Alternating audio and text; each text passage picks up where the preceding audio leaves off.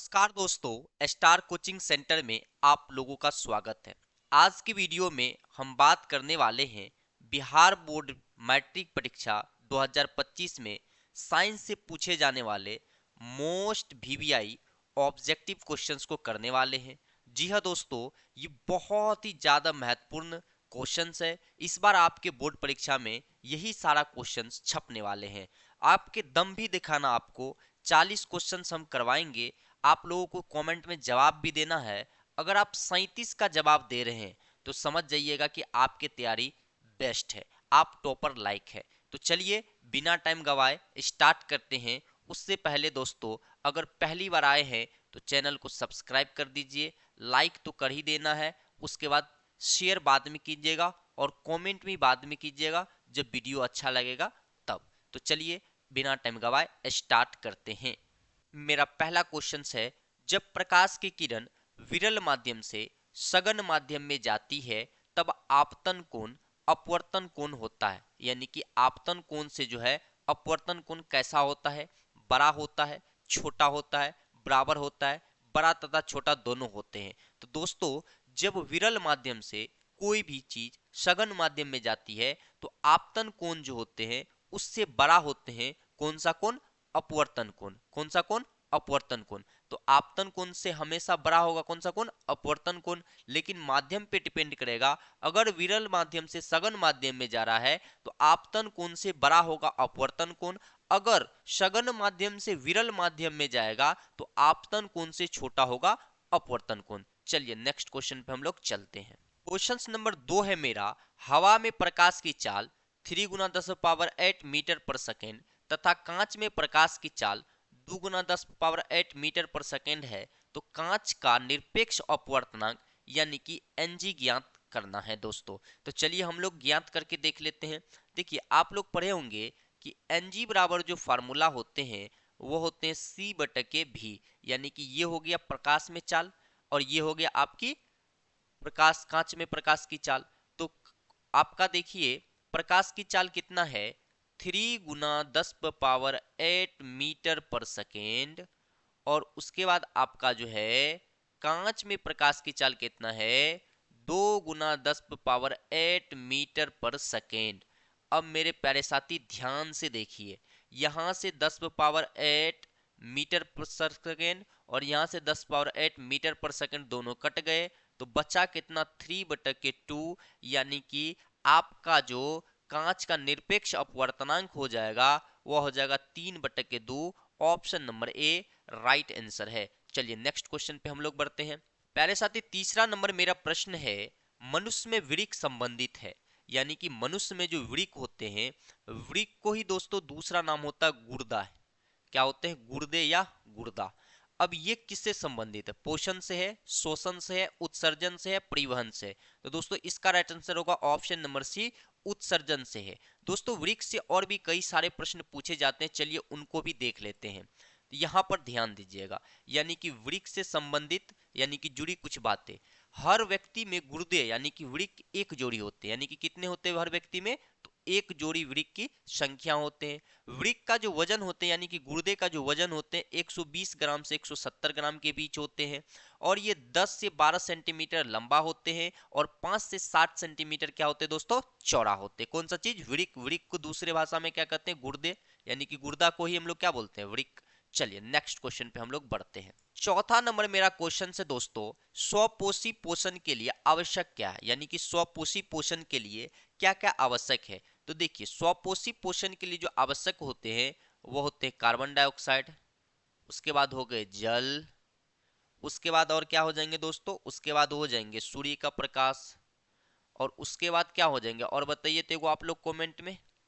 सूर्य का प्रकाश, उसके बाद हो जाएंगे क्लोरोफिल। क्या हो जाएंगे? क्लोरोफिल। तो अब देखिए इस ऑप्शन को देखिए, CO2 है, यस सर CO2 भी है, क्लोरोफिल है ये भी है, सूर्य का प्रकाश ये भी है। लेकिन ऑप्शन नंबर डी में कहता है कि ये सभी यानी कि ये तीनों, कार्बन डाइऑक्साइड, क्लोरोफिल, सूर्य का प्रकाश, ये तीनों होगा। तो इस क्वेश्चन का राइट आंसर हो जाएगा ऑप्शन नंबर डी। चलिए नेक्स्ट क्वेश्चन पे हम लोग बढ़ते हैं, अगले क्वेश्चन को हम लोग देख लेते हैं। अगला क्वेश्चन है, प्रकाश संश्लेषण की क्रिया में ऑक्सीजन बाहर निकलता है, यानी कि आपको यह बताना है कि जो ऑक्सीजन बाहर निकलता है वो किससे बाहर निकलता है। जल से निकलता है, CO2 से निकलता है, ग्लूकोज से निकलता है, डिक्टियोनोम से निकलता है। तो दोस्तों यहां पर जो ऑक्सीजन बाहर निकलता है वह किससे निकलता है, जल से बाहर निकलता है। चलिए नेक्स्ट क्वेश्चन पे हम लोग बढ़ते हैं। अगला क्वेश्चन है क्वेश्चन नंबर 6, यानी कि आपको बताना है जल तथा कांच का अपवर्तनांक 4/3 तथा 3/2 है। तो जल का कांच की अपेक्षा अपवर्तनांक क्या होगा। देखिए यहां पर क्या पूछा, जल का यानी कि कांच की अपेक्षा क्या अपवर्तनांक होगा। तो जरा ध्यान से देखिएगा, मेरे पास दिया क्या क्या दिया है। तो दिया गया है म्यू डब्ल्यू हो गया कौन चीज, जल, ये दिया है 4/3।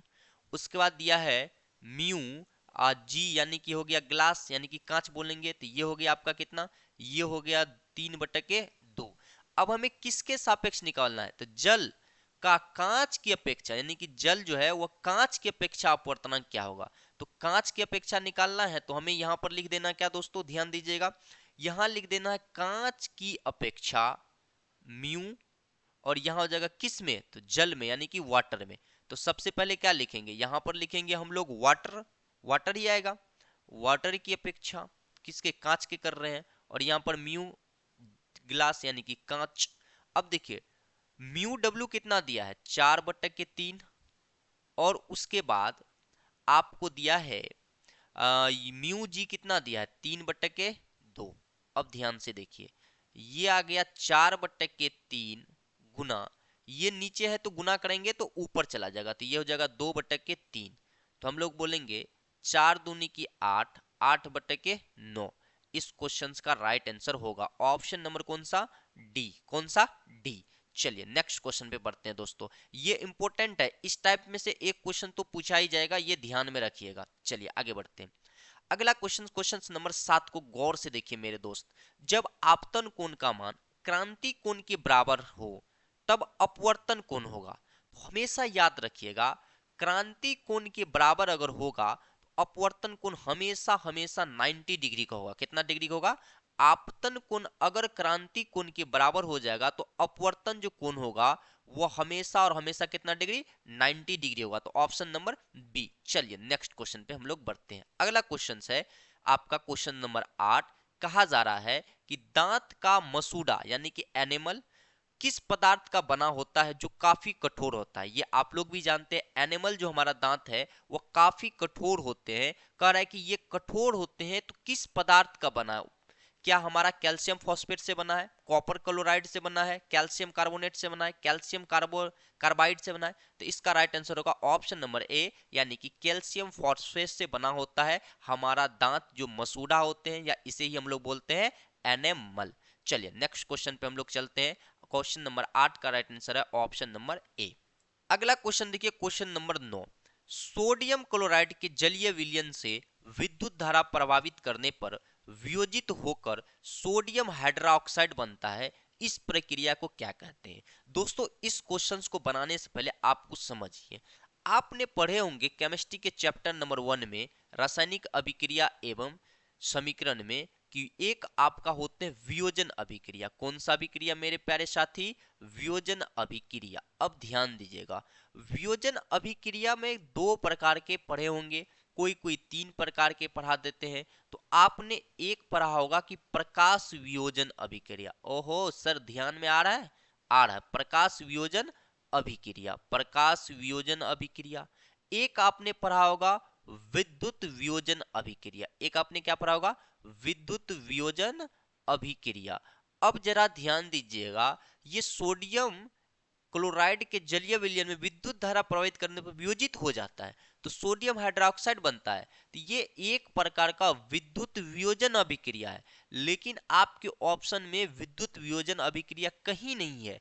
तो ये लेकिन किसका प्रकार है, यानी कि इसका पिताजी तो वियोजन अभिक्रिया इसी का बेटा, मतलब इसका जो गुण होगा वो इसके पिताजी में भी कुछ गुण होगा। तो ये क्या हो जाएगा, वियोजन अभिक्रिया, यानी ऑप्शन नंबर सी इस क्वेश्चन का राइट आंसर हो जाएंगे। चलिए नेक्स्ट क्वेश्चन पे हम लोग बढ़ते हैं, और अगला क्वेश्चन है आपके सामने कि क्वेश्चन नंबर 10 कहता है सामान्य आंख के लिए स्पष्ट दर्शन की न्यूनतम दूरी कितनी होती है। यानी कि जो हमारा आंख है सामान्य लोग का जो बीमार नहीं है उसको देखने के लिए कम से कम कितनी दूरी होती है, उसकी देखने की क्षमता कितनी होती है वही पूछा जा रहा है। तो वह देख जो सकता है वह देख सकता है कितना 25 सेंटीमीटर, ऑप्शन नंबर डी, यानी कि आपका हो जाएगा 25 सेंटीमीटर तक वह देख सकता है। चलिए अगले क्वेश्चन पे हम लोग बढ़ते हैं।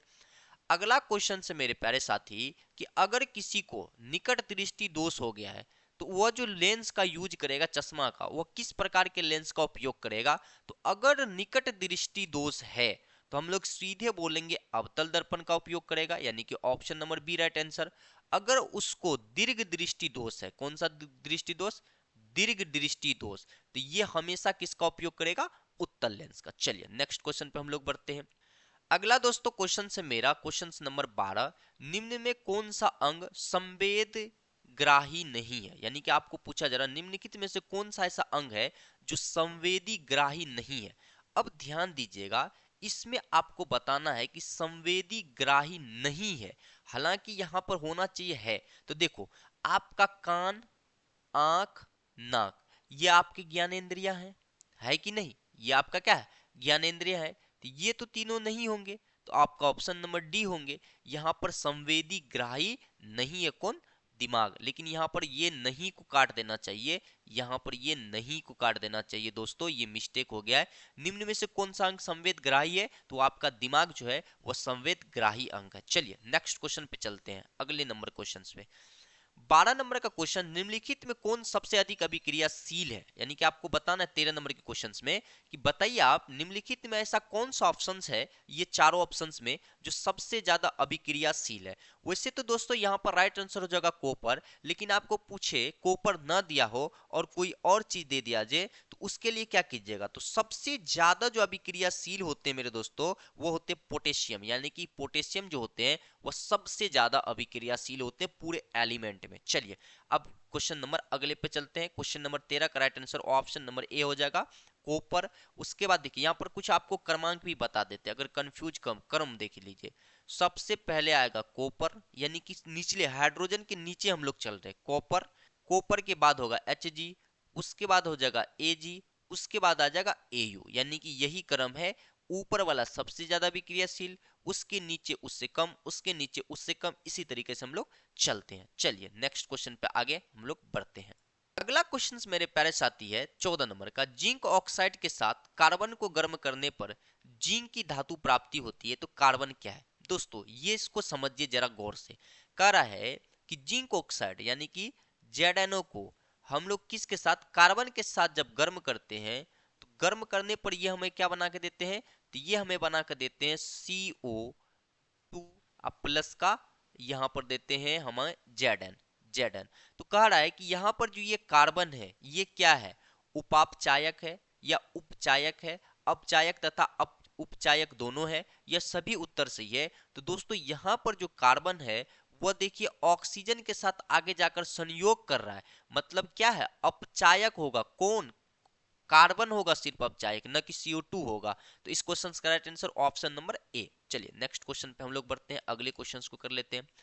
अगला क्वेश्चन बहुत ही इंपॉर्टेंट क्वेश्चन है, क्वेश्चन नंबर 15, नीचे दिए गए अभिक्रिया में कौन अपचायक है। दोस्तों ये क्वेश्चंस का जवाब आप लोगों को कमेंट में छाप देना है। क्या करना है, कमेंट में छाप देना है, बताना है कि इस इक्वेशन में, इस केमिकल इक्वेशन में ऐसा कौन सा एलिमेंट है, क्या आपका मैग्नीशियम है वो एलिमेंट जो उपचायक होगा, या ऑक्सीजन है, या एल्युमिनियम है, या आपका ये MnO2 है। यानी कि इसमें से कौन ऐसा है जो इस रिएक्शन में उपचायक का कार्य कर रहे हैं। चलिए नेक्स्ट क्वेश्चन पे बढ़ते हैं। अगला क्वेश्चन से मेरे दोस्तों 16 नंबर का VBI क्वेश्चन है, इसे आप लोग लगा लीजिएगा, VBI क्वेश्चन होगा। मेरुरज्जु निकलता है, मेरुरज्जु किससे निकलता है, तो मेडुला से निकलता है। किससे निकलता है, मेडुला से। किससे, मेडुला से। चलिए नेक्स्ट क्वेश्चन पे हम लोग बढ़ते हैं। अगला क्वेश्चन से निम्नलिखित में कौन गैसीय अवस्था में पाई जाती है, यानी कि इसमें से ऐसा कौन सा हार्मोन्स है जो गैसीय अवस्था में पाए जाते हैं। तो ये सारे के सारे हार्मोन्स है, तो आप याद रखिएगा कि एथाइलिन जो हार्मोन होते हैं ये पादप हार्मोन है। कौन सा हार्मोन है, पादप हार्मोन है, और ये पादप हार्मोन में गैसीय अवस्था में पाया जाता है। कौन सा चीज, एथाइलिन। कौन सा चीज, एथाइलिन एक ऐसे मतलब पादप यानी कि हार्मोन है जो गैसीय अवस्था में पाए जाते हैं। चलिए नेक्स्ट क्वेश्चन पे हम लोग बढ़ते हैं। अगला क्वेश्चन से मेरे दोस्तों 18 नंबर का कि श्वेत प्रकाश की किरण जब किसी प्रिज्म से होकर गुजरती है तब जो वर्ण सबसे अधिक विचलित होता है वह है। देखिए दोस्तों यहाँ पर याद रखिएगा, सबसे ज्यादा जो वर्ण विचलित होते हैं वो होते हैं बैगनी। क्या होते हैं? बैगनी। और सबसे जो कम होते हैं यानी कि सबसे जो कम होते हैं वह होते हैं आपका लाल। यानी कि जो विचलित होने की प्रक्रिया है उसमें सबसे ज्यादा कम होते हैं और सबसे ज्यादा विचलन होते हैं बैगनी का। इन दोनों प्रश्न को याद रखिएगा, यही दोनों प्रश्न बोर्ड में पूछा ही जाता है, कभी कम पूछेगा कभी ज्यादा पूछेगा। तो सबसे कम जो विचलित होते हैं लाल होते हैं और सबसे ज्यादा जो विचलित होते हैं बैगनी होते हैं। और भी प्रश्न बनता है सबसे ज्यादा तरंग धैर्य किसका होता है? तरंग धैर्य किसका दोस्तों होता है? तो सबसे ज्यादा तरंग धैर्य होता है लाल का और सबसे कम किसका होता है? तो बैगनी का होता है। तो ये 4 क्वेश्चंस बनते हैं इससे, यानी कि आपके प्रकाश के प्रकीर्णन से। तो इसे हमेशा दिमाग में फिट करके रखिएगा कि सबसे ज्यादा आपका विचलित बैगनी, सबसे कम विचलित लाल, सबसे ज्यादा तरंगदैर्घ्य लाल का, सबसे कम तरंगदैर्घ्य बैगनी का। चलिए नेक्स्ट क्वेश्चन पे हम लोग बढ़ते हैं। अगला क्वेश्चन है यहाँ पर 19 नंबर का, ये भी इंपॉर्टेंट क्वेश्चन है। सक्रियता श्रेणी के मध्य में स्थित धातुओं का निष्कर्षण किया जा सकता है। देखिए सबसे पहले पढ़ेंगे धातु को ऑक्साइड में बदलकर, ये तो बहुत ही अच्छा, यही होगा आंसर। आगे बढ़ते हैं। धातु को ऑक्साइड में बदलकर कार्बन द्वारा उपचयन करने पर, सॉरी अपचयन है, अगर यहीं पर उपचयन रहता, क्या रहता? उपचयन रहता तो ऑप्शन नंबर बी भी ठीक होता है, लेकिन यहाँ पर क्या है? अपचयन है, इसलिए यह इन तीनों में से गलत हो जाएगा, बी सी डी गलत है। ऑप्शन नंबर सिर्फ ए ही सही है कि धातु को ऑक्साइड में बदलकर हम लोग सक्रियता श्रेणी के मध्य में स्थित धातुओं का निष्कर्षण कर सकते हैं। चलिए नेक्स्ट क्वेश्चन पे हम लोग बढ़ते हैं। अगला क्वेश्चन है निम्नलिखित में कौन उपधातु है? जरा ध्यान से देखिएगा कि इसमें से बताना आपको उपधातु कौन है। तो उससे पहले हम कुछ जान लेते हैं उपधातु के बारे में। चलिए ध्यान से देखिएगा। देखिए दोस्तों, उपधातु जो होते हैं वह धातु प्लस में अधातु के गुण को दर्शाते हैं, अधातु के गुण को दर्शाते हैं। तो यहां पर देखिए इसका कुछ हम उदाहरण ले लिए हैं। आपके उपधातु का कुछ उदाहरण यहाँ पर है। आर्सेनिक यानी कि एस उपधातु होगा, ये ज्यादातर नहीं पूछा जाता है। एंटीमनी, यही आपका एंटीमनी है एसबी, यानी कि इसका राइट आंसर यही होगा, ये भी अधातु है, उपधातु है। बिस्मथ, ये भी नहीं पूछा जाएगा आपके एग्जाम में। सिलिकॉन पूछेगा, निम्नलिखित में से सिलिकॉन क्या है? उपधातु है। जर्मेनियम क्या है? उपधातु है। बोरोन क्या है? उपधातु है। टेटोरियम नहीं पूछा जाएगा। इंपोर्टेंट आपके लिए है आर्सेनिक नंबर 1, उसके बाद एंटीमनी तो बता दिए, silicon number 2, germanium number 3, boron 4। यानी कि आपके यही 4 उपधातु से एक ऑब्जेक्टिव क्वेश्चन फिक्स हो जाते हैं कि पूछा ही जाएगा। चाहे आपको इस तरह से पूछे निम्नलिखित में कौन उपधातु है, या डायरेक्ट पूछ दे कि आर्सेनिक क्या है, ऑप्शन दे देगा धातु अधातु उपधातु इनमें से कोई नहीं, तो धड़ाक से मारिएगा कि ये सभी का सभी क्या है? उपधातु है। दोस्तों आप लोग बताइए कि ये वीडियो कैसा लगा। अच्छा लगा हो तो कमेंट कर देना कि सर बहुत अच्छा लगा, और बताइए। अगर अभी तक सब्सक्राइब नहीं किया हो तो सब्सक्राइब कर देना और लाइक तो कर ही देना, और उसके बाद दोस्तों में शेयर भी कर देना। तो चलिए दोस्तों आज की वीडियो यहीं तक, मिलते हैं नेक्स्ट क्लास में। तब तक के लिए जय हिंद, जय भारत, वंदे मातरम। अगर आप लोगों को पीडीएफ लेना है, पीडीएफ लेना है तो आप लोग इस नंबर पर देख लीजिए, मैंने नंबर नोट कर दिया, मैसेज व्हाट्सएप में कर देना है करके, है पीडीएफ चाहिए, आप लोगों को मिल जाएगा प्रॉपर पीडीएफ, यानी कि पूरे डिटेल से पीडीएफ मिल जाएगा, चैप्टर बाय चैप्टर, जैसा आप लेना चाहते हैं फ्री ऑफ कॉस्ट है, आप ले सकते हैं। तो चलिए आज की वीडियो को समापन करते हैं।